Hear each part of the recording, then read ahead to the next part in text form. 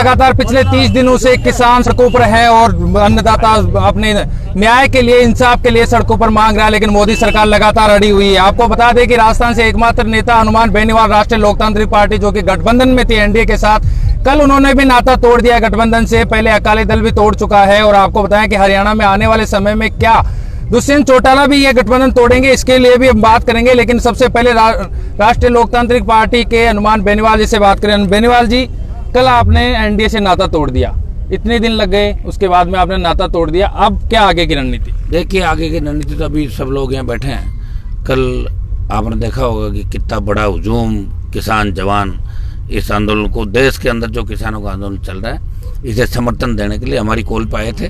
और कल हम चाह रहे थे कि हिंसा नहीं हो, नहीं तो लोग ये हरियाणा बॉर्डर पे जो लगे हुए बैरियर है इनको तोड़ के ले जाते, अंदर घुस जाते दिल्ली की तरफ। लेकिन हमारा मकसद है कि तीनों कृषि बिल वापस हो। अहिंसात्मक तरीके से जो किसान संगठन आंदोलन चला रहे हैं, हम उनको समर्थन करने के लिए आए कि पंजाब हरियाणा के हमारे भाई अकेले नहीं है, राजस्थान भी साथ है, यूपी दिल्ली के अकेले नहीं है, राजस्थान के अंदर भी इन बिलों का उतना ही विरोध है जितना दूसरे राज्यों के अंदर है। और 12 तारीख को मैं करीब 10-15 हज़ार भाइयों के साथ यहाँ आया भी था, बॉर्डर तक गया भी था, पुलिस ने रोका हमें। और उस समय देश के गृह मंत्री ने टेलीफोन करके कहा कि 7-10 दिन का आप समय हमारे को दो, हम किसानों से वार्ता करने को तैयार है। और हमने उनकी बात इसलिए भी मानी कि मैं एनडीए के अंदर था, उनका हमसे ठीक था, तभी तो एनडीए के अंदर थे। और एक बार बात मान के हमने आंदोलन को डेफर किया। लेकिन जब लगा कि अब सुनवाई हो नहीं रही है, 33 से ज़्यादा किसानों ने देश में शहादत देती, उसके बाद भी सरकार के कानों पर जूं तक नहीं रह रही है, तो ऐसी स्थिति में एनडीए में रहना मुझे उचित नहीं लगा। मेरे साथ यह तो सत्ता से चिपका रहना था और यह मेरे भाइयों के साथ सड़क पर आना था। सत्ता छोड़ के और सड़क पर आ गया मैं अपने भाइयों के बीच। अभी ये एक बात तय कर रहे हैं हम लोग कि इसको किस तरीके से चला जाए। तो किसान संगठन ही आंदोलन को चला रहे हैं। हनुमान बेनीवाल और राष्ट्रीय लोकतांत्रिक पार्टी पूरी तरीके से इन किसान संगठनों को और किसान आंदोलन को समर्थन दे रही है। पहले हरियाणा पंजाब के साथ में राजस्थान को कहा जा रहा था कि वहां से समर्थन नहीं आ रहा, अब कितना समर्थन आपको किसानों का राजस्थान से मिल रहा है? आ तो गए यार, 1 लाख लोग तो आए थे कल। अब कोटपुली तक जगह तो नहीं थी कहीं पे, कोई तो बसों में थे, कोई गाड़ियों में थे। कितनी संख्या, कितना बड़ा समर्थन मिलेगा बताओ आप।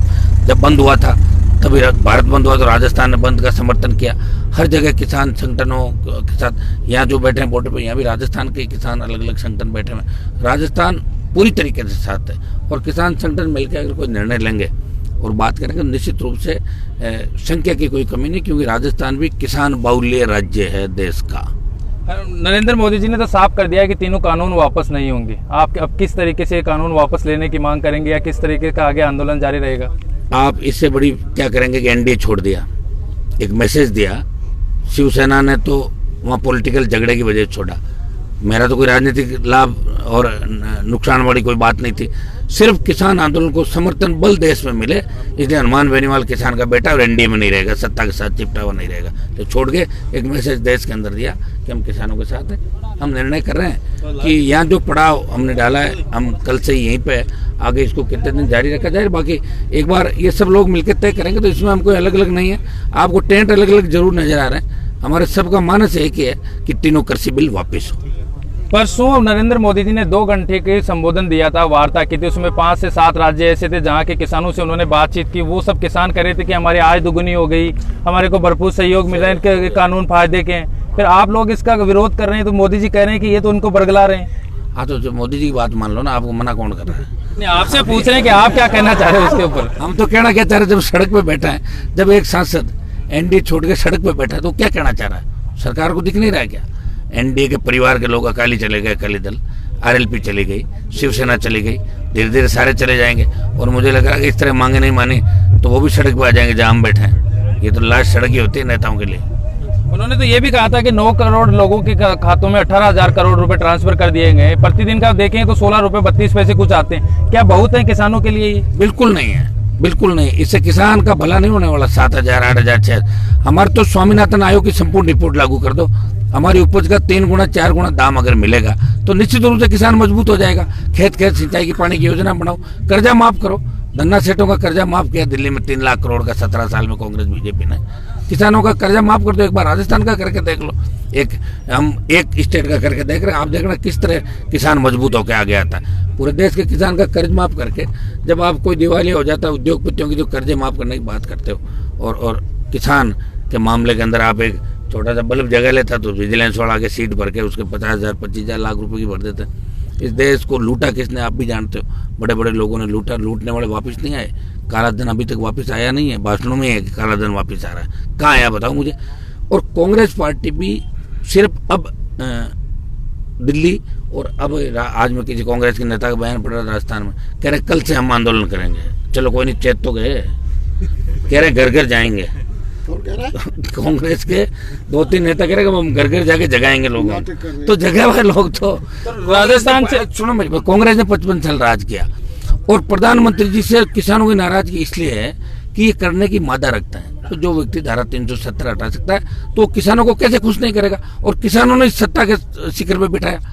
हरियाणा 10, राजस्थान 25, 71 यूपी, पंजाब के अंदर सीटें मिली पिछली बार जोरदार पंजाब के अंदर।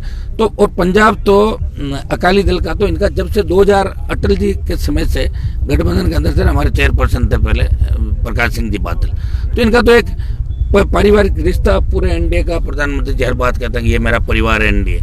और अगली बार दिक्कत ये हो गई कि 303 सीट आ गई बीजेपी के अकेले, तो हम लोगों को इसलिए गांठ नहीं रहेंगे भाई, इनके पास क्या 1, 2, 3, 5 चले भी जाएंगे तो हमारी सरकार तो रहेगी।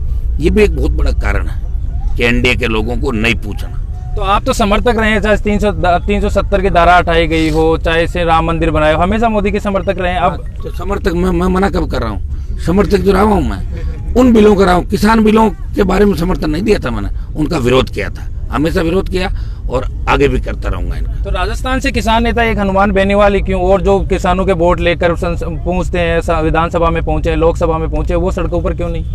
उनको ठंड में हीटर, रजाइयाँ, देखो ठंड में आदमी को निकलने में बड़ा जोर आता सड़क पर, बातें करना आसान है। सड़क पर जो बैठे इन बच्चों के रात को सोए, इनको पूछो किस तरह का हालात है। तो आदमी गर्म रजाई और हीटर लगा के अपने कमरे में सोता बच्चों के साथ, परिवार के साथ, उसको अलग सुकून महसूस होता। और सड़क पर जो रहता है उसको कितनी तकलीफ होती है। तो जो सत्ता के कांग्रेस के अंदर जो मंत्री है, नेता है, वो क्यों आएंगे सड़क पे, और बीजेपी वालों को आने की जरूरत नहीं, क्योंकि कांग्रेस से नाराज होकर लोग अपना वोट दे देंगे बीजेपी को। तो ये शोषण दोनों पार्टियों ने राजस्थान के अंदर किया है 40 साल से, क्योंकि 80 बीजेपी बनी थी, 2020 आ गया, और 22 साल से वसुंधरा गहलोत ने मिलजुल के राजस्थान को लूटा है। ये बात मैं रोजाना कहता हूँ। अब दूसरे नेताओं से तो आप पूछो वो क्यों नहीं आ रहे, मैं तो आ गया, और मेरे पास लोकसभा की कमेटियां थी, उनसे इस्तीफा दे दिया, एनडीए था उनसे दे दिया, जरूरत पड़ेगी तो लोकसभा की सत्ता भी किसान कौम के लिए छोड़ दूंगा। ये हमेशा कहता हूँ, करके दिखाऊंगा। हरियाणा में भी क्या सरकार गिर जाएगी? अब ये हरियाणा और दूसरे स्टेट का मुझे नहीं पता, कोई देश का ठेका मैंने नहीं ले रखा, मैं उनके साथ हूँ। देश के किसान जवान जिधर भी चलेंगे, अहिंसात्मक तरीके से आंदोलन किसान भाइयों को करना चाहिए। अहिंसात्मक तरीके से चल रहा है, इसलिए आंदोलन बहुत मजबूत है। सरकार के भी दबाव है सरकार पे। हरियाणा की बात हरियाणा वालों से पूछो, उत्तर प्रदेश की बात उनसे पूछो, पंजाब वालों से बात करो, और राजस्थान के अंदर मेरे से भी पूछो, और महेंद्र सिंह हमारे बड़े नेता, इनसे भी बात करो। आप 29 के बाद का बता दीजिए कि क्या प्रोग्राम रहेगा। 29 को एक बैठक और है, मीटिंग और सरकार के साथ बात। आगे चिंता ही मत करो आप राजस्थान से क्या करेंगे? बड़े हम ही करेंगे, और कौन करेगा? ये बॉर्डर पार करके आगे जाएंगे? हो सकता है बॉर्डर पार कर चले जाएं, लेकिन अभी हम सोच रहे हैं सरकार क्या पता हमारी बात वैसे ही मान लें। हम तो इस सरकार को ये भी कहना चाहेंगे, क्यों आप किसानों की बद्दुआएं ले रहे हो, जल्दी से फ्री करो। तीनों बिल जब अमेंडमेंट कर रहे हो तो बात तो पिट ही गई, सरकार तो पिट गई, अमेंडमेंट क्यों कर रही? फिर अगर सही है तो बिलों पर अमेंडमेंट क्यों? और अमेंडमेंट पे राजी हो गए, वापस ले लो बिल। आप एक बार बेंच में डाल दो उनको, कह दो अभी लागू नहीं करेंगे। उसमें भी हो सकता है कि लोग बातचीत को तैयार हो जाए। अपनी जिद छोड़ो, इनको गले लगाओ, और इनसे जो लड़ा है किसानों से, हालत देख लो राहुल गांधी, प्रियंका और मम्मी जी की क्या हालत हुई तीनों की, वो हालत फिर हो जाएगी। या तो कोई कई आए कई चले गए। इसलिए किसान को समझो, जवान को रोजगार दो, और किसान की आय दुगनी तिगनी करो, और आर्थिक व्यवस्था मजबूत करो। ये प्रधानमंत्री जी से मेरी फिर अपील है। और मैं तीनों बिलों के खिलाफ एनडीए से अलग हुआ हूँ, बाकी किसी मुद्दे पे मेरी नाराजगी नहीं है प्रधानमंत्री से। एक बढ़ती हुई महंगाई, पेट्रोल डीजल और ये सारे, और किसान का मामला फिर आएगा। तो मैं कांग्रेस के साथ गठबंधन में नहीं जा रहा हूँ कहीं भी, लोकसभा के अंदर रहूंगा। जवान किसान की बात आएगी, मुझे लगेगा ये बिल अच्छा नहीं है, तो मैं उन बिलों को फाड़ के फिर लोकसभा में फेंकूंगा। सिर्फ जो देश राष्ट्र हित के मामले होंगे और मामले होंगे, उनमें हो सकता है कि हम दूसरे तरीके से मदद भी करनी पड़ती है। कई बार तो राज्यसभा के अंदर आप देखते हो सारी ऑल पार्टी मिलकर बिलों को पास कराती है सारी। मेरी जो नाराजगी एनडीए से, वो तीनों कृषि बिल है जिनको लेकर मैं एनडीए से अलग हुआ हूँ। और वसुंधरा और गहलोत साहब क्या आपकी नार्को टेस्ट की मांग लगातार जारी रहेगी? हाँ वो तो कर दी ना, बात जारी क्या रहेगी, हमारी सरकार आएगी तो पकड़ के करवा देंगे दोनों को नार्को टेस्ट। जेल में डालने के लिए भी वो सब हो जाएगा, राज तो आने दो। अब आप सारी बातें बिना राज के कर रहे हो, अब तो लोग हमें जेल में डालने की तैयारी कर रहे हैं। ये थे हमारे साथ हनुमान बेनीवाल, जिन्होंने बताया कि किस तरीके से किसानों के तीनों जो कानून है उनको वापस ले और जल्दी से जल्दी किसानों को न्याय दिलाए। आपको बता दें कि हनुमान बेनीवाल ने कल एनडीए से नाता तोड़ दिया था, एनडीए से गठबंधन तोड़ दिया था और लगातार सड़कों पर है। कल शाम से हमने आपको दिखाया जिस तरीके से सड़क के ऊपर हनुमान बेनीवाल, जो कि राजस्थान से आने वाले एकमात्र नेता है, उन्होंने किस तरीके से सड़क पर यहीं पे बैठे हैं। पूरी रात को हमने आपको शाम को दिखाया और लगातार तब तक डटे रहेंगे जब तक ये तीनों कृषि कानून वापस नहीं हो जाते। कैमरामैन गोवर्धन के साथ सागर चौधरी।